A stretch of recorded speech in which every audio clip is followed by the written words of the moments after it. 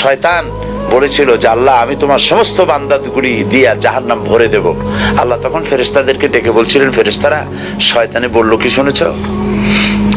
তোমরা যাও পৃথিবীতে, আমার বান্দারা শয়তানের ওয়াসওয়াসায় পড়ে যদি একটা গুনার নিয়ত করে, গুনাহটা করে নাই, গুনার নিয়ত করেছে, আমলনামায় একটা গুনাহ লিখে দিও।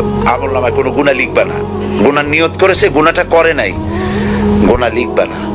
যখন গুনাহটা করে ফেলবে তখন একটা গুনার জন্য একটা গুনাহই লিখো, আর যদি তওবা করে তা আমি মাফ করে দেব।